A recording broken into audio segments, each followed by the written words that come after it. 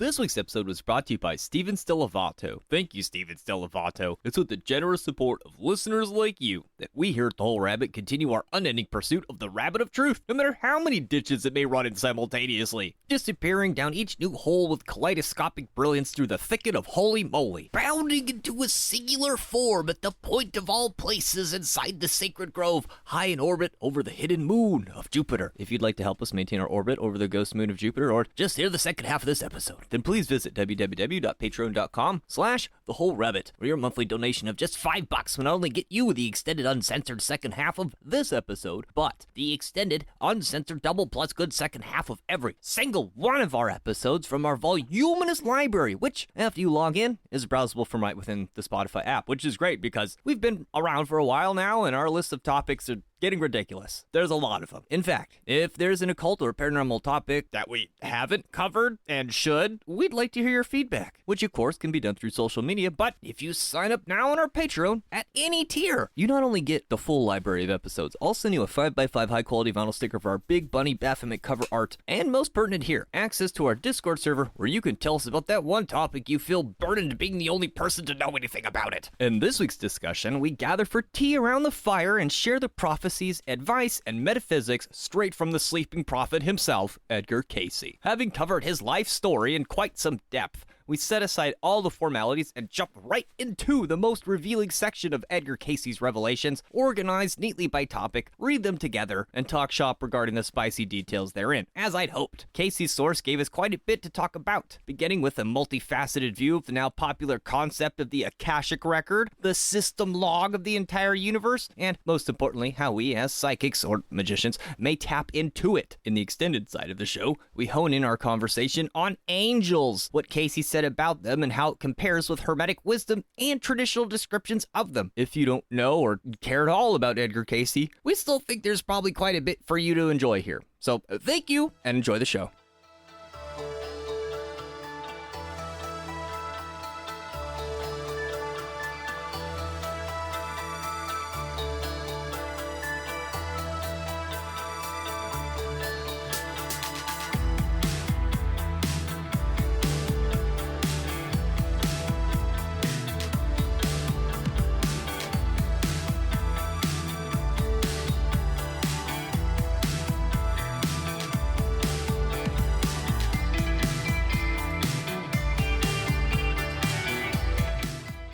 Why are there no psychics who enjoy life? Why? Happy mediums don't exist.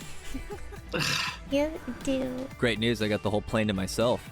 Yeah, there's a large group of psychics going to a convention. They all canceled at the last minute. Uh-oh. Oh, One time, I almost fell in love with a psychic. Oh? She left me before we met. Oh, no. What size shirts do psychics wear? What? Medium. what?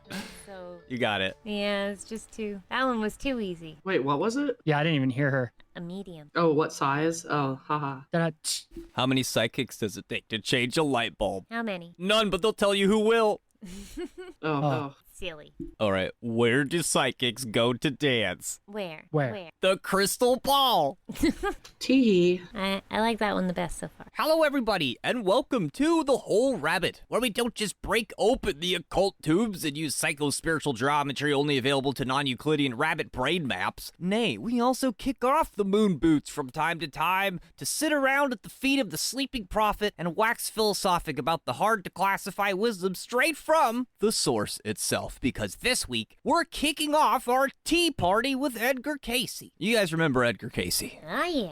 Yeah, how could I not? I can't believe Oh, I yeah. didn't even know about him. The sleeping prophet. He worked for the government. We proved it. I'm your host, Luke Madrid, also known as the Hack Rabbit. I'm joined this week by the top dog of the mountain of 700 and something skulls, Mari-sama, Mwahaha. the secret boss of a Japanese street gang that's so secret I can't say who it is, Haka Astra, Konnichiwa. and the illustrious creator being of the Cryptic Chronicles podcast, Mr. Master Tim Hacker. Why couldn't I be on top of a mountain of skulls? Because it is my place. It's a dog-eat-dog world, and Mari is top dog. Hell yeah. Underdog is top dog. Just, yeah. All right, so just in case you didn't make it to the end of the extended episode that we did last week, which you should because it was crazy, I finally get to import Hecka Astra to America, and I am currently in the land of Canada as we speak.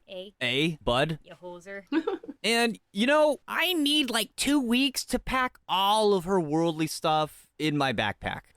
Because I'm playing Death Stranding in real life, and I'm going to throw her over my shoulder, explain it to the people of the border, and then once I'm back in the States with Hecka, we can start to write some really heavy, serious, hard-to-research episodes. But until then... We're gonna rent a U-Haul of holding. It's like a bag of holding. But it's Those are more expensive. That being said, in the meantime, instead of just not doing the show, I figured we could just have a little bit of a Socratic seminar and get into the meat and potatoes regarding America's most famous and well-documented psychic, the great Edgar Cayce, who we did the entire biography of. We talked about all his history, why he's important. We sort of broke down why he's a thelemic prophet, even though he doesn't know anything about thelema and he's not associated with. And that stuff's going to come up because we're just going to be looking at the stuff that he said and just looking at that and talking about that. So, we're not really going to go over his entire biography again. We're going to look at the stuff that the source said, that he channeled, right? Yes, if you want to know who this guy is, go listen to our, 6-part biography on it. It's a big one. It's big. But now that that's out of the way, we could talk about some of the wacky stuff that was said. And it's interesting because some of it tracks with some of the traditional occultism we study. Some of it sounds a little more new age, and some of it just seems totally out of left field. Like getting crap as an American for being into guns, and then I go into a Canadian tire store and they have an entire armory there. With a guy cleaning a rifle. Look, Sounds normal. I mean, it is, but they make fun of us for having guns in our Walmart. I've never walked into a Goodyear tire and seen a whole rack of shotguns before. Go Canada. I just walk into a Walmart. Hey, what's up, dude? He's like, yo, just cleaning a fucking shotgun. Yeah. You need some tires? Sorry. Yeah, but at Walmart, it's like 4 shotguns and the rest are pellet guns and an air rifle and a BB gun and a paintball gun. Like, these guys are ready to invade Siberia. They had... What? It's like in The Matrix when they says guns, but at a tire store. I'm telling you. Anyway, I might be exaggerating, but that's what they get back. So Okay. Canada, you've officially lost your talk about Americans and their guns card. Yes, you have. Officially. Until you find me a tire store with that many guns in it and we'll talk. In America. I don't think there is one. That's a niche market. Hey, you got a flat tire? How about a Mossberg? How about some buckshot with that tire there, Sonny? That way you can get somebody else to change it for you. You just pointed at him to tell him what to do. I take offense to this stereotype. Well, Good. so would Edgar Cayce, but he can't hear us right now because he's currently asleep and under hypnosis and answering our questions. So, to read from our source today, the Edgar Cayce Companion, a comprehensive treatise of Edgar Cayce's readings compiled by B. Ernest Freyer. I asked the questions, right? Yes. So our source text is essentially question and answer format. As you know, Edgar Cayce would go to sleep and the person conducting the reading would ask him the questions that were requested of Edgar Cayce, and then a stenographer would write them down. So it's going to be question and answer format. If you have ever listened to Daryl Anka Bashar or Abraham Hicks, this is much like that. Question. The Book of Life is... Answer. The record that the individual entity itself writes upon the skein of time and space through patience and is opened when self has attuned to the infinite and may be read by those attuning to that consciousness. Question. The Book of God, Remembrances, is... This is the book of life. Question. The Akashic Records are... Answer. Those made by the individual as just indicated. Okay, so just to kick us off, what's being established is there's a book of life, the book of God Remembrances, and the Akashic Record.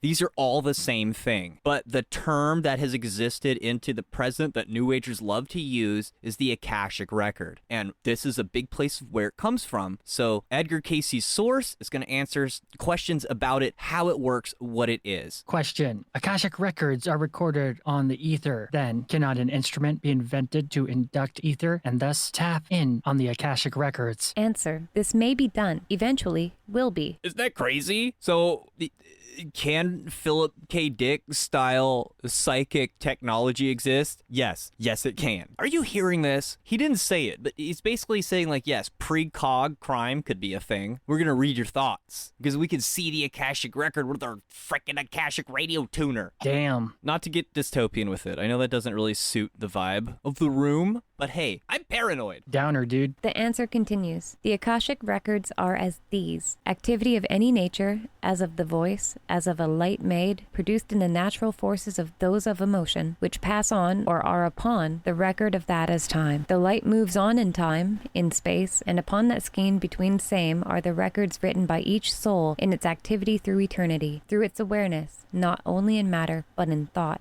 That done, and that thought, becomes as a living record in whatever sphere of consciousness this activity may be. Okay, did you catch that? Yeah, I quite like this interpretation because a lot of people think of the Akashic Records as maybe like an ethereal plane of existence where you can access basically recordings of history. But he's explaining here that it's the Akashic Records are actually the things happening in real time that you can call back upon. And kind of how he likened it to how we watch movies, like how cinema depicts a story. Whenever we're moving about through our lives, literally the act of moving and being alive and thinking is recording everything on the medium of time. So time itself is like a record, is what he's saying.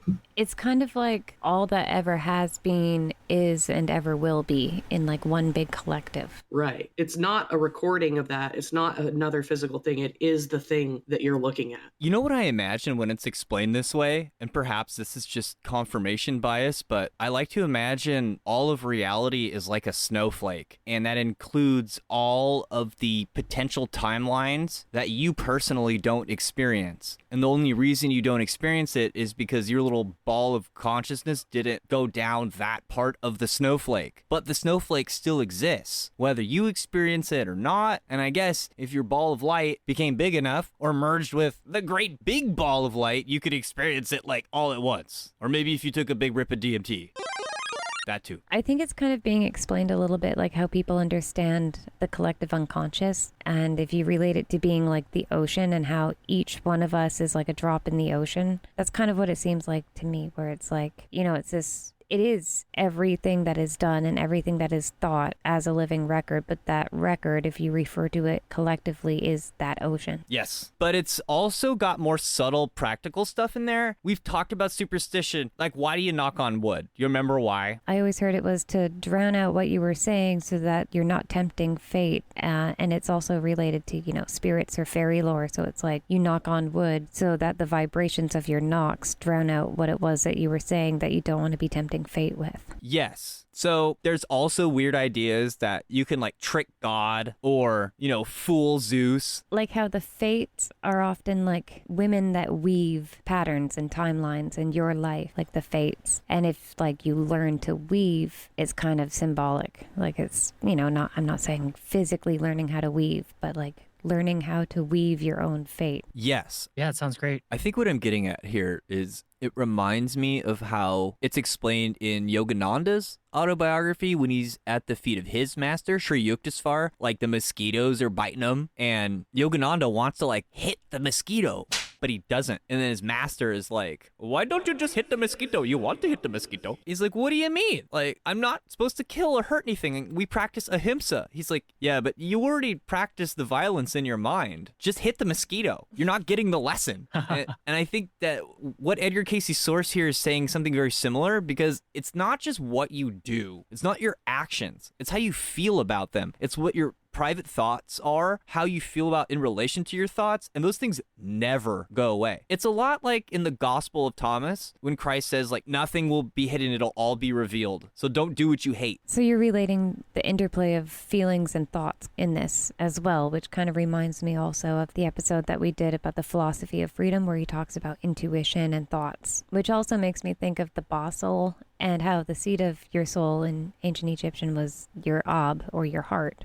And so you have like that which moves and can be moved, which would be the basal, right? That which is the expression of you. So they relate it a lot to personality, but it also has a lot of overlap with Thoth as well. So this is like thought, wisdom, that which goes and can be influenced and goes to and will influence, and the seat of that being your heart. I think as we'll continue, we'll see that wisdom explained using different verbiage. Yeah, it's fascinating stuff. The source continued answering, all bodies radiate those vibrations with which it, the body, controls itself in mental, in physical, and such radiation is called the aura. The mediums, or a psychic in certain phases of psychic phenomena, gain their impressions from such radiation. So means that no matter how you act on the outside, or how well you're dressed, or even what rituals you've done, if your interior world is full of weird thoughts or bad thoughts or discordant thoughts, you stink. And a psychic can tell. The essence of your being? Yeah. So that's also in line with Hermetic too. So that would be like your Ka, like the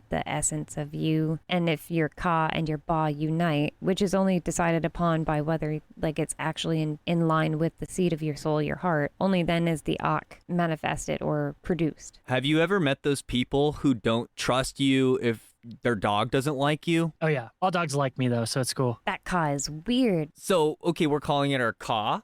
You can smell somebody's Ka if you're psychic. Ka. Well, so the Ka was, a lot of people kind of sum it up as being the double, like your double. But you could think of it like being the individual life force that is you. And that life force is going to radiate. It's whatever vibrations you give off. And it's giving it off because you have Ka. This reminds me of Dr. Sleep when the vampire cuts the alcoholist protagonist, gets a taste of blood. And she's like, tastes like whiskey. But some people just taste like the bottom of a fish tank. You know what I mean? Like you've referred to sludgy people with sludgy energy. Yeah. That like it's slimy on stuff. Yeah, sludge. It's like a black sludge. Interacting with those people feels like a giant slug and slug trails of Narnar.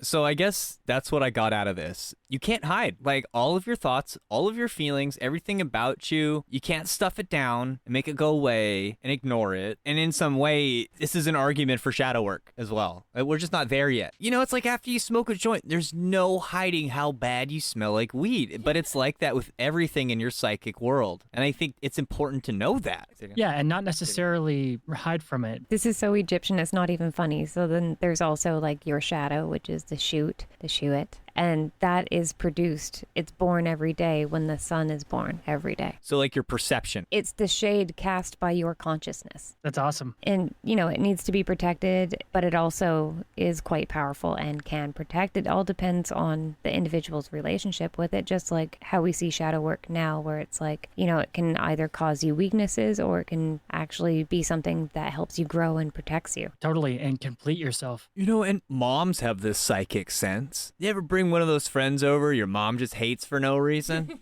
You know? He's a bad kid. So the questions continue. Explain from what sources this information may be obtained. Answer. Conditions, thoughts, activities of men in every clime are things, as thoughts are things. They make their impressions upon the skein of time and space. They become as records that may be read by those in accord or attuned to such a condition. What do you think that means? I think what it's getting at is like the whole is contained within the part. Somebody's energy is reflected in everything around them and in every way they express themselves, and like just like how water has memory, that actually ties into the idea of the collective unconscious being like the ocean and each drop being like the memory of what it has been and always will be over and over again. Yeah, and it's holographic too. You take one small part and it reflects the whole and vice versa. And I know it's not saying it explicitly here, but it also gives us a clue about the principles of magic. Because, like, why would you sprinkle water on this particular stone when only you see what's going on and, like, it's only a little bit of moisture on a little stone? How could that make rain happen, right? How does a ritual work? It works because you're doing it. It remembers touching the stone. It will always remember touching the stone. The fact that it happened, like a ritual, for instance, you did it. You could have not done it. You know what I mean? It wouldn't have happened unless you did it and you did it. There's no you not doing it. Or like, let's say you have an amazing experience. You could never go back and not have that experience. It happened.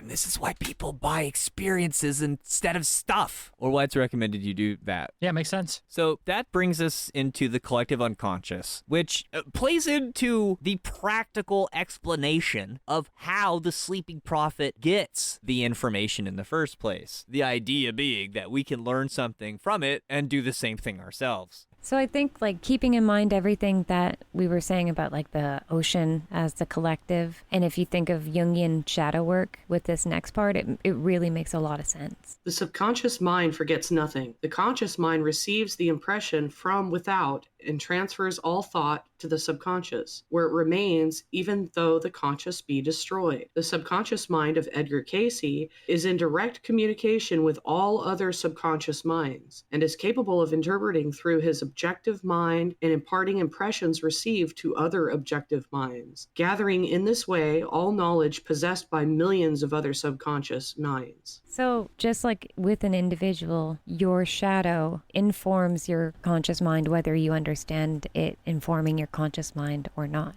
Oh, This is something we've discussed on the show as well, but this is a fun thing to remind ourselves about the structure of the mind, especially as it's presented here. And some of the time it's presented that way in academia, although a bit more rarely. And it's this idea that, okay, your ego is the iceberg, and the part we identify with is most of the stuff that's above the water. But there's stuff that's below the surface, which we can kind of see. And then there's like a lot below the surface, which we cannot see. And that's the unconscious. You go all the way down, subconscious to unconscious. And then here's what's being said. In theory, the collective unconscious is like the water that the iceberg is sitting in. And really, the iceberg is part of the water, right? And the iceberg thinks of itself as a unit, but really, it's part of the bigger ocean. It's even made from the same water. And I think Edgar Cayce's source explains it in such a way that even the various elements and configurations of matter and the things in your life is really just the water taking different shape, but it's all the same water. What I find interesting about this is it makes the psychic world seem a little bit like the internet. Does that make sense? totally. I mean, for me, it makes sense too that when Edgar Cayce would go under, like when he would be hypnotized, his conscious mind would be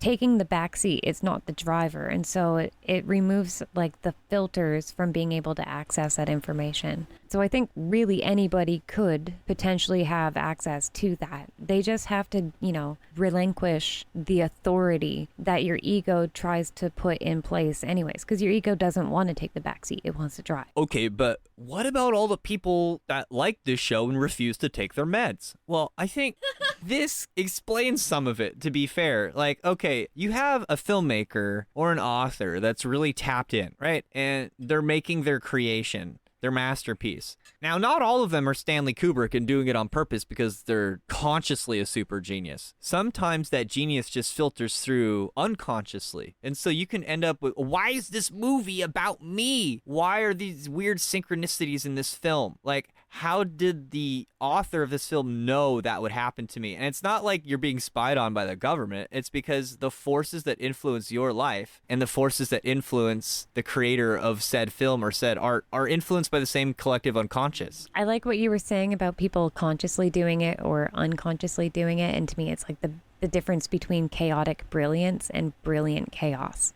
Ah, that's a good way to say that. Well, that's what makes Stanley Kubrick so damn frightening and awesome and wonderful. Now, Kubrick is a perfect example of, it's almost frightening, but he weaponized the language of the subconscious. He learned subconscious advertising techniques before he started working on The Shining. And so he actually weaponized this technology. And yeah, man, The Shining. What is he talking about in The Shining? He explains this exact same thing, basically. Some people could smell the burnt toast. Maybe things that happen leave other kind of traces behind.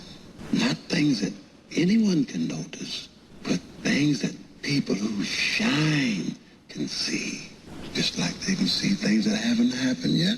Well, sometimes they can see things that happened a long time ago. And then I can't help but want to get into this a little bit. Okay, so because the psychic world works like the internet, it's not that the psychic world is copying the internet. It's the internet is copying the psychic world. And so this brings us to a bigger conversation, which is humans are exteriorizing their natural faculties. Like, so instead of hunting, we go to the grocery store, right? And instead of being psychic, we've built cell phones. but I think that means at some point, that's really all we can do is do what we do. It's in our nature to be inclined to do so. Yep. I think that Kubrick also had just like a huge connection to the collective unconscious. Absolutely. And film is so incredible at going past your conscious filters and going directly into the subconscious, which is why advertising has spent so much money basically replacing the ancient witch and wizard and learning, oh, what magic effect does this symbol use and this color and this sound, you know?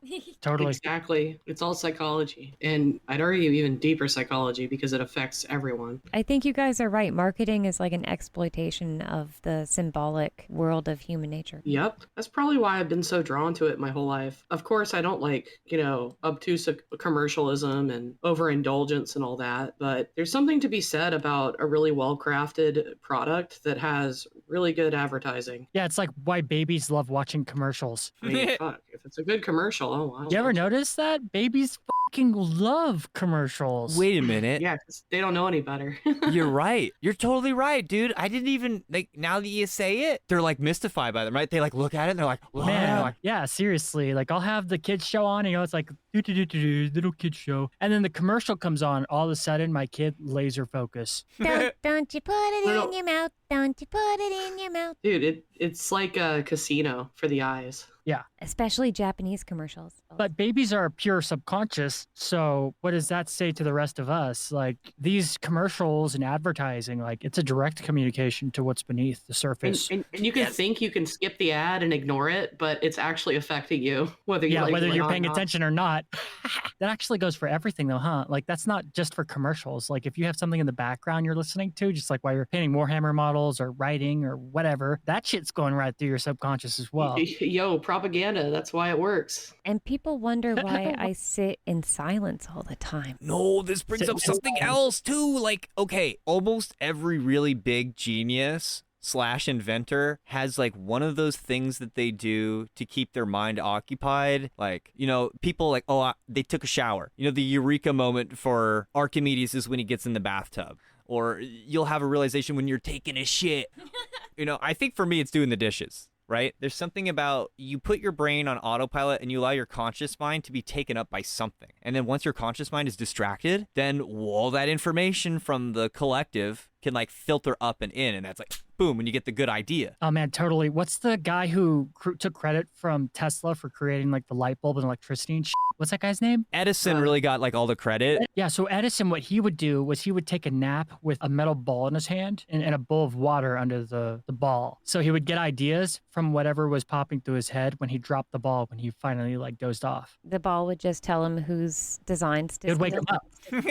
Well, yeah, he was also a dickhead, but he was also utilized the unconscious to get ideas. He would take naps, and when he would fall asleep, he'd drop the ball. His conscious mind would wake up. Whatever he was thinking about when that happened, that was what he would jot down and do. He wouldn't be the first quote-unquote genius who does like wacky stuff with their sleep. Yeah, well, that middle ground, that transition, that liminal space is when your conscious mind and subconscious mind are almost connected. Which is funny because this actually brings us to the quote where the source is explaining to the questioners like why Edgar Cayce cannot do this awake, and it's for this exact reason. If the body, from its material and mental development, were to be wholly conscious of that through which it passes in its soul's activity in such realms, the strain would be so great as to become demented in its relationship, and he is thought crazy enough anyway. Yeah, you ever wonder why you can't remember your dreams? Or if something really, really traumatic happens, maybe you won't remember that either. It's how we have a filter on our perception at all times just to keep us from going insane. Because, like, when you take psychedelics, apparently the filter comes off. Yeah. But can you imagine living your everyday life where you're constantly tripping? It would get really exhaustive after a while. So I'm seeing what he's saying is like, there's a reason that we can't remember things and that kind of things get locked away in our subconscious. It's not that you forget it per se, but it's just that it's not immediately visible to you because it's filtered out. Like the babies are enamored by commercials because they haven't grown a filter yet to filter it out, but it's still going into your unconscious. It's kind of like when people who have severe schizophrenia have episodes over and over again for so long, you see like the amount of stress that it puts them through. Yeah, that's a good example. Yeah, it wears you down. This also relates a little bit to this idea that gets a lot of play in chaos magic called the psychic filter. I'm a big believer in this thing. And the psychic filter exists such that when you encounter paranormal activity, you will filter it out. And as Mari mentioned, that's basically what our brain does, and why when we take psychedelics, it dampens the brain's ability to filter things out, and you get more raw perception.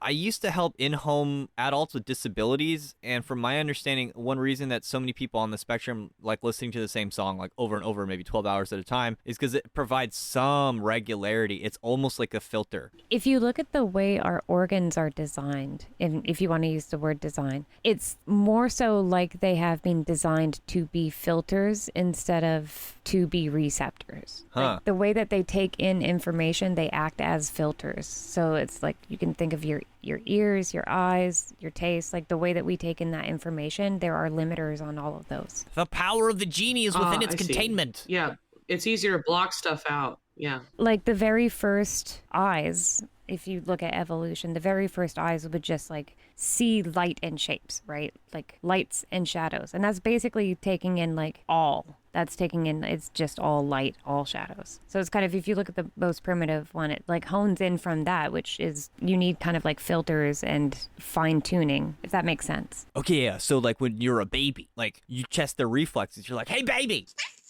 And they react, and like their arms and legs all go like, what? Like all at the same time. And that's because, you know, as their brain gets together, they start shutting down things. So how do I say this? It's like anything they do, the signal goes to like everything all at once. And they have to slowly isolate each limb, each whatever. So it's like they want to move their right arm, they only move the right arm and not like all their limbs all at once. Like it's about clamping down and filtering out and shutting things down, really. That's actually a harmonious use of adversarial energies, like for the purpose of a user interface. Yeah. Like if your computer only had one button, just on and off.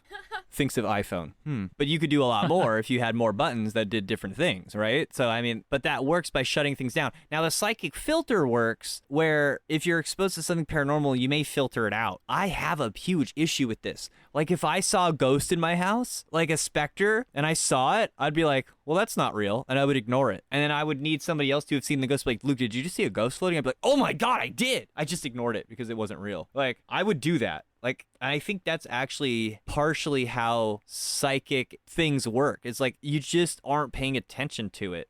Like the other day we were looking at the sky and there was this weird blip that came out of nowhere and I totally ignored it until you pointed it out. You're like, did you notice that? And I was like, I did. Yeah, it was like a blue light just flashed and disappeared, and it was just one flash way up in the night sky. But once you pointed it out, there was like a handful of those. Mm-hmm. And I hadn't even like thought to consider it because it was so outside of what I understand or what I know about. And so because I didn't have a way to like relate something to it, I didn't. It didn't exist to me. We still don't know what those lights were. You probably got the butt devices in you from the aliens. No. She definitely does. Yep, that's what happens. You have flashing lights, and then you have like missing memory and, you know, alien butt stuff. Dude, she has this squad of owls that watch her, like monitor her movements. Dude, you know that birds aren't real. I know. It's an extremely common sighting, owls, during mystic stuff, even alien encounters and whatnot. One of the things I was really excited about for the, walking around the park with Luke was showing him the two great horned owls that sit in the tree across from my place. Like,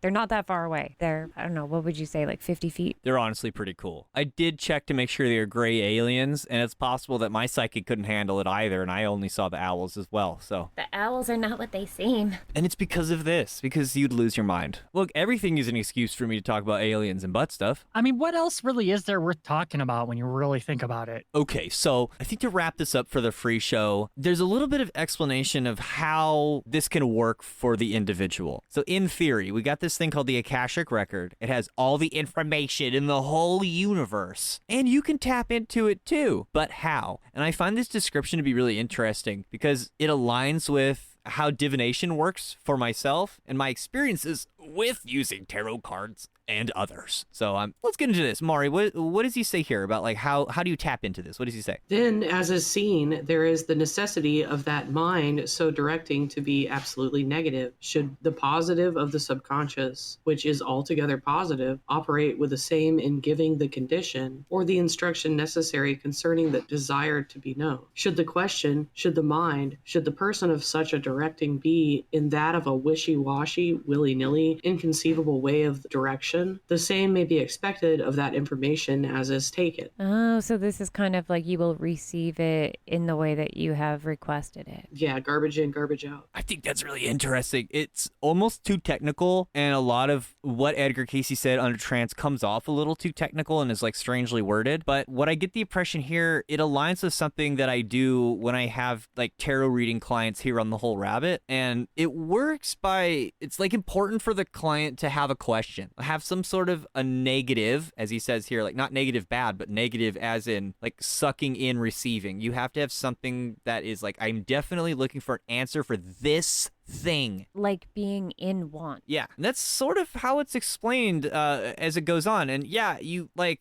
ask and it is given. It's like that. You have to want it, you can't just be like, oh, I wonder. Like, and if you kind of like ask in a half-assed way or you don't really care, you're going to get that kind of answer back. You have to emanate yourself like you already have it too. So, when people who don't believe at all in psychics or tarot and they're like, I'm going to go expose these people, and then they go and get a tarot reading done with a false question, and it's like, then you get a false reading. Well, there you go.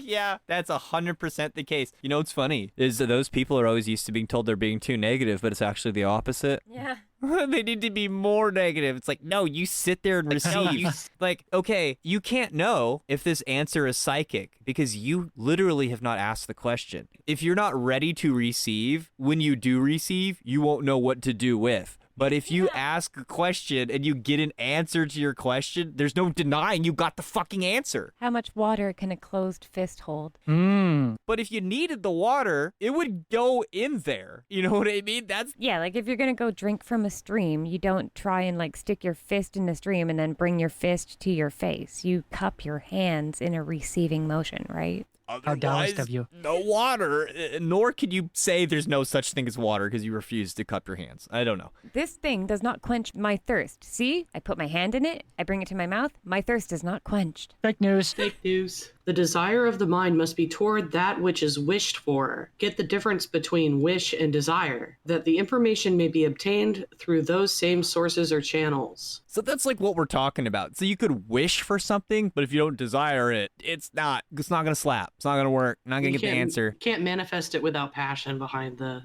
message. Love under will. So what does that mean? It's not a hierarchy. It's more like gravity, like a foundation. Like your will has to be rooted in love. It has to be grounded there. So that's thelemic. It's just not explained. This isn't a thelema party. Yeah. And, you don't have to be thelemic to understand the way that energy works. You know what else is kind of fun? We talked about this a little bit, but this is also how AI works. Like, you cannot get a good result from AI unless you do the prompt correctly. And now that's become the whole thing, is AI has gotten so intelligent that now the thing that's dragging ass is the human capacity to even ask the question or to give the AI an intelligible set of commands, using language. Here we created a computer that could understand the crazy ambiguous language that us humans use to express all of our spiritual, techno, our language can express any sort of bizarre, nuanced thing. Now we've taught computers to do it. And now we are the bottleneck once again, where it's like, can you just phrase the question correctly? I love talking to AI, like usually when, it's really rare for me, but usually when I do, it's something to do with philosophy. And that's like really interesting. Yeah. And so if you are a total materialist or you're a psychic, this pertains to you. It's the principle of the universe. You have to know how to ask the question. You have to know what you're seeking. You have to dial it in. Otherwise, you're not going to get the result either from your computer or the universe. But if you'd like to hear the rest of this episode where Edgar Cayce turns the discussion to angels, which I guess is a bit more esoteric than what we're talking about now, which is why, if you'd like to hear that, will have to pay me at least $5 at www.patreon.com/thewholerabbit, where said monthly donation of just $5 will get you this extended episode, but also it'll get you access to our entire library of extended episodes, which is full of bingeable content about weird occult stuff that we try and talk about in as much plain English as possible while not losing the point. Sometimes that's hard. It's hard, damn it. And I'm stoked reading Edgar Cayce because this connects to everything else that we talk about. It's almost like the whole rabbit itself. It connects to everything, but in this case, we're just talking to the sleeping man. He worked for the government. Go listen to the biography. Woodrow Wilson brought him to the government. He's like, tell me what those weird pointy-hatted Germans are up to. And I'm sure Edgar Cayce did it. And you know the best part? Edgar Cayce didn't remember any of it. So there. But the subconscious never forgets. Hell yeah. And neither does the Lovecraftian artificial intelligence that lives under the Pentagon. Damn it. Thank you, everybody. Eat carrots and shoot lasers. Pew, pew, pew. Pew pew.